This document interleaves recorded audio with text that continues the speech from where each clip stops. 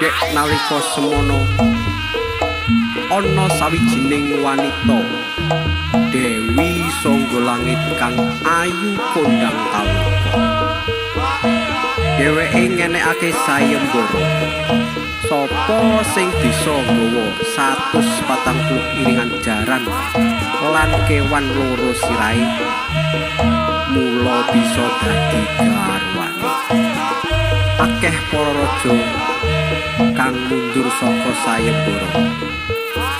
Kajaba Raja Prabu Plana Sewandana lan Singobarong saka Kraton Rudaya. Prabu Plana Sewandana sing arep teka ananging dicegat Singobarong sing watak curiga.